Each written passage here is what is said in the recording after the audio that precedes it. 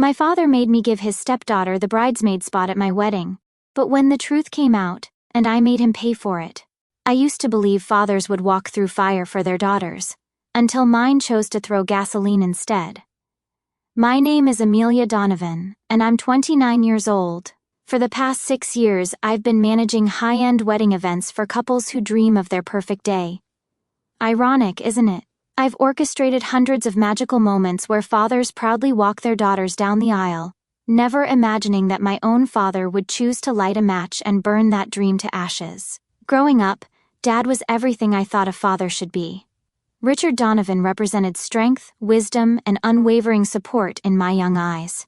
At 58, he was a former CFO of a mid-sized investment firm who had managed to retire early with what appeared to be a substantial nest egg, the kind of financial security that spoke to his careful planning and business acumen. When Mom lost her battle with cancer and passed away during my 12th year, our little family of 3 suddenly became 2, and Dad stepped up in ways that still take my breath away when I think about them. He didn't just become a single parent. He became my entire support system, my teacher, my protector, and my biggest cheerleader all rolled into one. Dad taught me practical life skills that most fathers leave to mothers or ignore entirely. He showed me how to change a tire on a rainy night, explaining each step with patience even when I fumbled with the lug nuts. He coached me through my first salary negotiation when I landed my entry-level position, role-playing different scenarios until I felt confident enough to ask for what I was worth. Most importantly, he taught me how to recognize when someone wasn't worthy of my time or affection, sharing hard-won wisdom about reading people's true intentions behind their words. Our Sunday mornings became sacred ritual. Dad would wake up early to make his famous blueberry pancakes from scratch, and we'd sit at the kitchen table discussing everything from my school drama to his work stories, sharing inside jokes that no one else would understand. In those moments, surrounded by the smell of butter and syrup, I felt completely secure in the knowledge that I was the most important person in his world, just as he was in mine.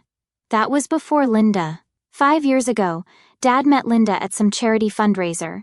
She was a divorced mother with a 24-year-old daughter named Sophia, and within 6 months they were married. I tried to be happy for him.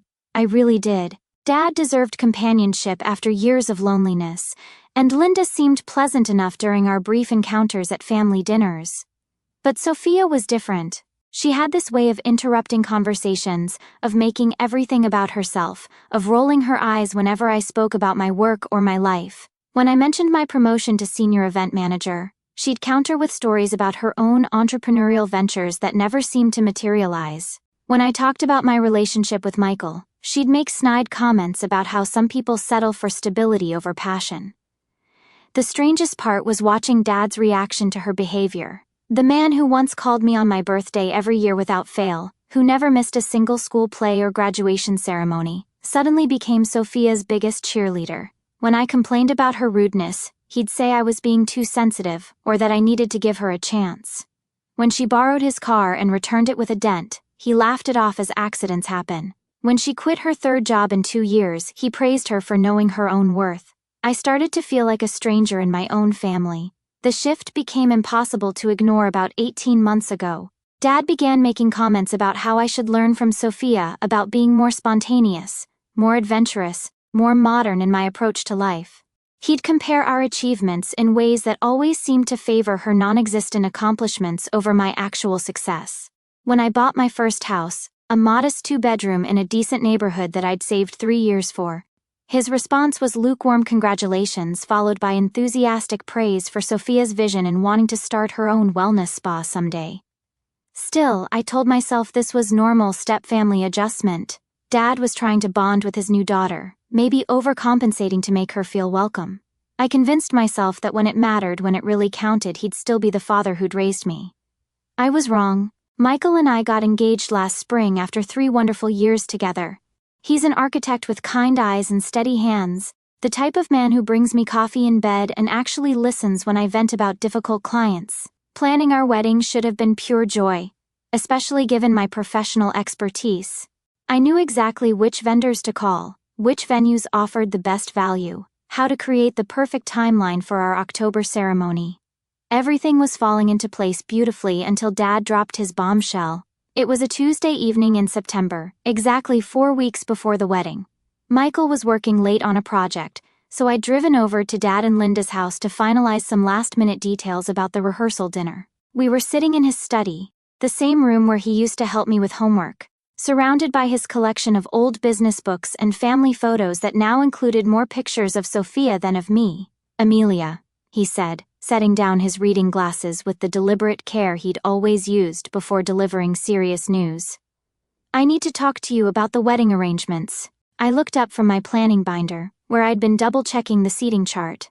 "What about them?" "Everything's confirmed and paid for. It's about the bridal party situation." His voice carried that corporate tone he used to use in board meetings, professional and detached. "I think it would be better for family harmony if Sophia were your maid of honor instead of Jessica." The words hit me like cold water. Jessica had been my best friend since college, my roommate for 2 years, the person who'd held my hair when I was sick and celebrated every small victory in my life. She'd been planning my bachelorette party for months, had already ordered her dress, had given a beautiful speech at my engagement party about how she'd known Michael was the one before I did. "Dad, that's not possible," I said, keeping my voice steady.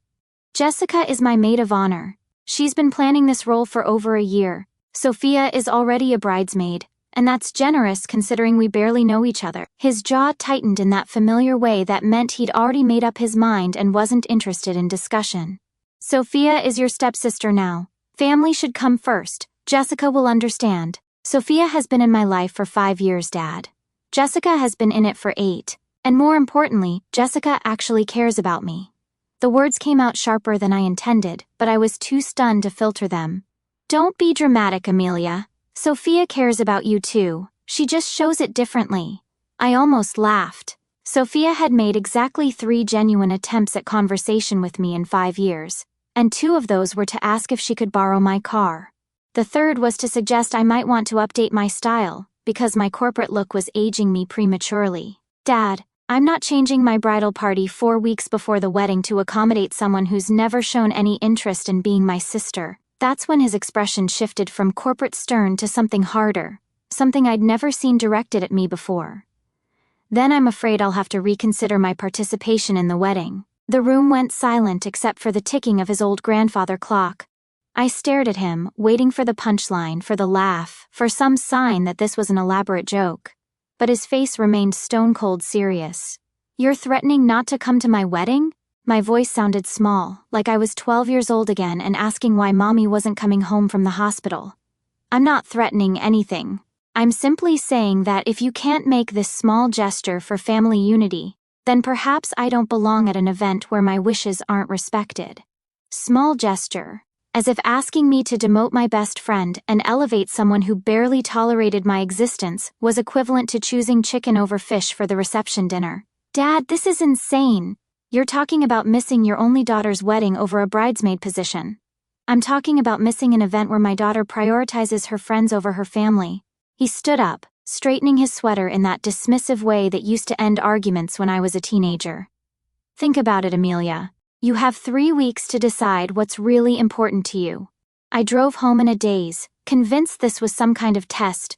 Dad was calling my bluff, expecting me to cave under pressure like I had when I was younger and wanted to extend my curfew or borrow the car for a weekend trip. He'd done this before, presented ultimatums that he never actually followed through on, banking on my desire to keep the peace. But as the days passed and he didn't call to apologize or soften his position, a cold dread began settling in my stomach. When I tried to bring it up during our next phone conversation, he simply said, "Have you reconsidered my suggestion?" When I said no, he changed the subject to Sophia's latest business idea, some kind of luxury wellness retreat that she wanted to develop in Costa Rica. 2 weeks before the wedding, I made one last desperate attempt. I drove to their house again, this time bringing Michael for moral support.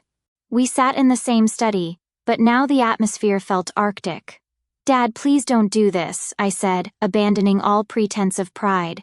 "You're the only parent I have left. I need you there." He looked at me with something that might have been regret, but his voice remained firm. "You know what it would take for me to be there." Michael spoke up for the first time. "Mr. Donovan, with all due respect, Amelia's wedding party is her choice. These are her closest friends and family members. Changing it now would hurt people who've been loyal to her for years." Dad's eyes flashed with irritation. Perhaps if Amelia had been more inclusive of her stepsister from the beginning, we wouldn't be in this position. Inclusive of someone who's never shown her any kindness?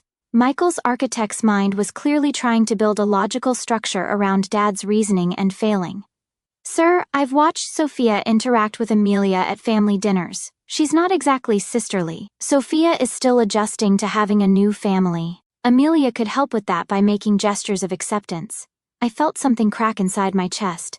I've been making gestures for 5 years, Dad. I included her in the bridal party even though she told me my engagement ring was quaint. I invited her to my bachelorette party even though she said she was too busy. I've bitten my tongue through countless dinners where she's insulted everything from my career to my cooking to my choice in men. What more do you want from me? I want you to put family first. I am putting family first, I said, standing up. I'm putting the family member who raised me, who's supposed to love me unconditionally, ahead of my own pride by begging him not to abandon me on the most important day of my life. For a moment his mask slipped, and I saw something that might have been pain in his eyes. But then it was gone, replaced by that cold corporate resolve. The offer stands until the morning of the wedding, Amelia. It's up to you. We left without another word. The morning of October 15th dawned crisp and clear, exactly the kind of autumn day I'd dreamed of for my wedding. I was sitting in the bridal suite at the venue, surrounded by my bridesmaids as the makeup artist worked on Jessica's eyes, when my phone rang. Amelia? Dad's voice sounded strained, tired. Have you reconsidered? I looked around the room at the women who'd shown up for me. Jessica, who'd driven 4 hours from her new job in Philadelphia and taken 3 days off work. My cousin Sarah, who'd flown in from Denver despite being 8 months pregnant. My college roommate Kate, who'd coordinated with the others to throw me the most thoughtful bridal shower I could have imagined. These were the people who'd chosen to be in my life, who'd earned their place through years of friendship and love. No, Dad, I haven't. The silence stretched so long I thought he might have hung up. Then I won't be there today. Dad, I'm sorry, Amelia. I truly am. But I can't support a decision that excludes your stepsister so deliberately. The line went dead. I sat there holding the phone, staring at my reflection in the mirror. The makeup artist had done beautiful work. My skin looked flawless, my eyes dramatic but elegant. I was wearing my mother's pearl earrings and the something blue bracelet Jessica had given me that morning. Everything was perfect except for the father-shaped hole in the center of it all. Jessica appeared beside me in the mirror. Amelia? Honey, what's wrong? I told them everything. The ultimatum, the phone call, the empty chair that would sit in the front row where my father should have been. By the time I finished, there wasn't a dry eye in the room, but I felt oddly calm. The worst had happened. Dad had actually chosen Sophia over me, had actually abandoned his only biological child on her wedding day for the sake of his stepdaughter's imaginary feelings. Do you want to postpone? Jessica asked gently. We can reschedule everything if you need time to— No. The word came out stronger than I felt. Michael is waiting for me at that altar. All of our friends and family are here to celebrate with us. I'm not letting Dad's choice ruin what should be the happiest day of my life. Sarah squeezed my hand. He's the one missing out, Amelia. He's the one who's going to regret this. I nodded, though I wasn't sure I believed her. How could he regret something he'd chosen so deliberately? The ceremony was beautiful despite everything. Michael's father stepped in to walk me down the aisle, and though it wasn't the same, his steady presence kept me grounded. Our vows were everything we'd hoped they'd be. Funny and heartfelt and completely genuine.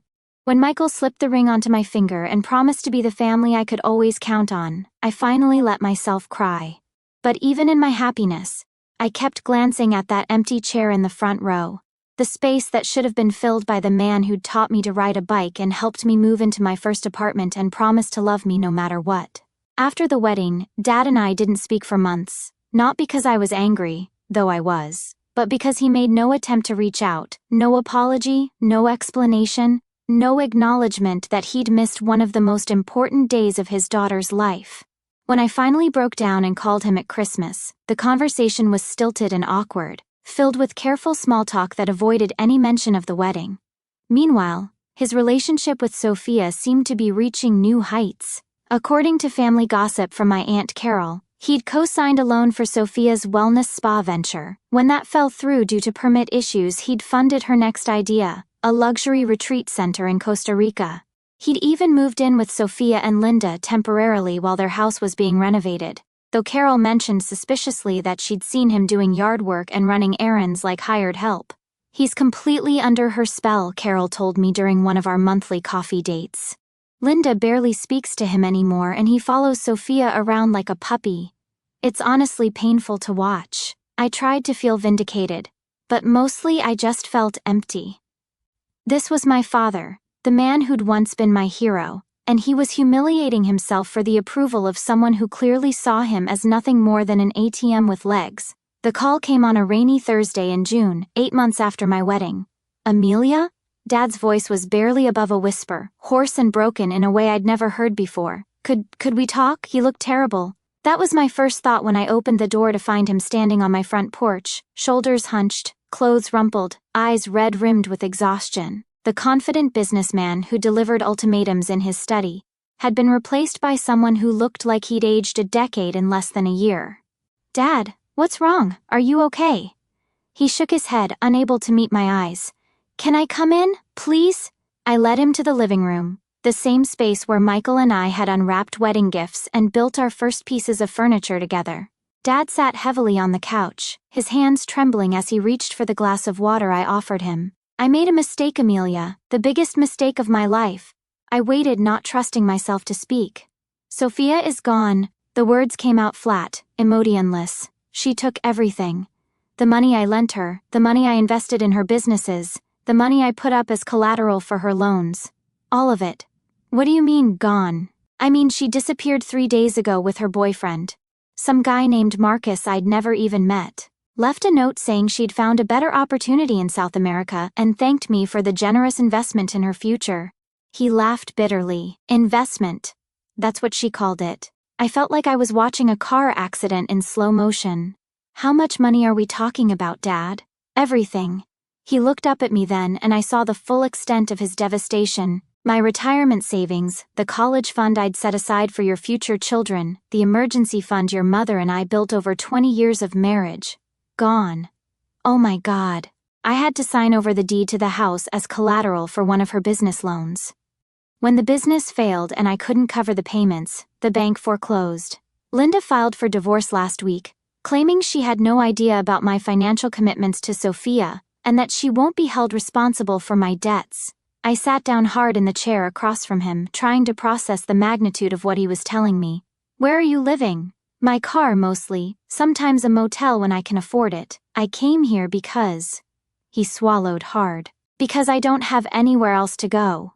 The silence stretched between us, filled with 8 months of hurt and anger and disappointment. Part of me wanted to comfort him, to invite him to stay with us, to fix this somehow. But a bigger part of me was remembering the empty chair at my wedding, the months of silence, the years of watching him choose someone else over me again and again. You want me to help you, I said finally. I want you to forgive me. His voice cracked. I want to try to be the father I should have been. I want to make this right somehow. I looked at this broken man sitting in my living room, this person who'd once been my hero and was now begging for my charity, and I felt something I hadn't expected. Not satisfaction, not anger, but a strange kind of clarity. I need some time to think about this, Dad. He nodded eagerly. Of course. Of course. I understand. I love you, Amelia. I've always loved you. I know I made terrible choices, but you're my daughter. You're my blood. Funny how he'd never used that word when he was choosing Sophia over me. After he left, I called Michael at work and told him everything. Then I called Jessica. Then I called my Aunt Carol. By the time I was done making calls, I had a plan. 2 weeks later, I invited Dad to what I told him was a family reconciliation dinner at Romano's, the Italian restaurant where we used to go for my birthday when I was a kid. I said I wanted to discuss how we could move forward, how I could help him get back on his feet. What I didn't tell him was that I'd invited everyone else too. When Dad arrived at the restaurant that Saturday evening, he found himself facing not just me and Michael, but my Aunt Carol, my Uncle Jim, my cousins Sarah and David, Michael's parents, Jessica and her husband, and about 15 other family members and close friends. Everyone who should have been celebrating with us at my wedding. Everyone who'd watched him choose Sophia over his own daughter. I stood up as he approached the table, his face growing pale as he realized what was happening. "Hi, Dad. Thank you all for coming tonight." I looked around the table at the faces of people who'd loved and supported me through the hardest year of my life. I wanted everyone to hear this story together, because I think it's important that we all understand what happened. Dad started to sit down, but I held up my hand. For those of you who don't know the full story, let me explain why my father wasn't at my wedding. I kept my voice calm, factual, like I was presenting a case study at work. 4 weeks before the wedding, Dad gave me an ultimatum. Either I demoted my maid of honor, Jessica, and gave that role to my stepsister Sophia, someone who had barely spoken to me in 5 years and had never shown any interest in being part of my life, or he wouldn't attend my wedding. A murmur went around the table. Some of them had heard pieces of this story, but no one had heard it laid out so starkly. When I refused to hurt my best friend and rearrange my wedding to accommodate someone who didn't even like me, Dad followed through on his threat. He chose not to walk his only daughter down the aisle. He chose to miss the most important day of my life because I wouldn't put his stepdaughter's imaginary feelings ahead of my actual relationships. I could see Dad starting to shrink in his chair, but I wasn't done. Over the past year, while he and I weren't speaking, Dad gave that same stepdaughter over $200,000. He co-signed loans for her business ventures. He moved in with her to help with household expenses. He even put his house up as collateral for her debts. He did all of this for someone who saw him as nothing more than a convenient bank account. "Amelia, please." Dad's voice was barely a whisper. Last month, Sophia took every penny Dad had and disappeared with her boyfriend to South America. She left him homeless, penniless, and abandoned, the same way he abandoned me on my wedding day. I looked directly at him then, this man who'd once been the center of my world. Dad came to me 2 weeks ago asking for forgiveness and financial help. He said he loves me, that I'm his blood, that family should stick together. And you know what? He's absolutely right. Family should stick together. I reached into my purse and pulled out an envelope, setting it on the table in front of him. "That's why I've arranged for you to stay at the Sunset Manor Motel for the next month. And I've prepaid for 3 months of grief counseling with Dr. Patricia Wells. Because you're going to need professional help to deal with the consequences of the choices you've made." Dad opened the envelope with shaking hands, finding the motel confirmation and the therapist's business card. "This is what I can offer you, Dad. A place to sleep and someone to talk to while you figure out your next steps. But I won't be your financial safety net, and I won't be your emotional punching bag anymore. You taught me that family means making choices, and I'm making mine." I picked up my purse and took Michael's hand. "I choose the people who chose me. I choose the people who showed up when it mattered. I choose the people who've proven their love through actions, not just words." As I walked toward the restaurant exit, I heard the scraping of chairs as the entire table stood up to follow me. Every single person who'd come to support me was leaving with me, leaving Dad alone with his meal and his consequences. Outside on the sidewalk, Jessica hugged me tight. "Are you okay?" I looked back through the restaurant window at Dad, sitting alone at a table set for 20, surrounded by empty chairs and the debris of his own choices. For the first time in months, I felt something like peace. "Yeah," I said, "I think I finally am."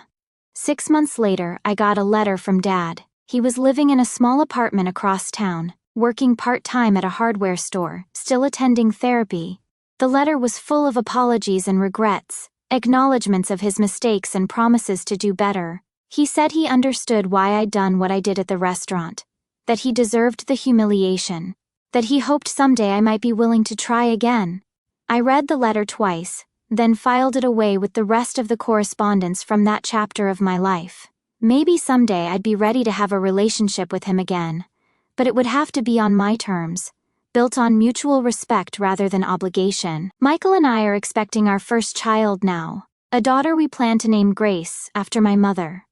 She'll grow up knowing that love isn't just a word people say when they want something from you. It's a choice you make every day, a promise you keep even when it's difficult, a bridge you build and maintain through consistent actions. She'll know that fathers are supposed to walk their daughters down the aisle, not walk away when love becomes inconvenient.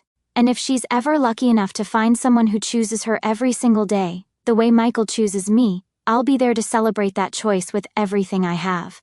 Because that's what real family does. We show up, we stay, We choose each other over and over again, until choosing becomes as natural as breathing. Dad taught me a lot of lessons over the years, but the most important one came at the end. Sometimes the people who are supposed to love you unconditionally are the ones who teach you that love always comes with conditions. And sometimes the greatest gift they can give you is showing you exactly who they really are, so you can choose something better for yourself. I chose better. And for the first time in my life, I'm not looking back.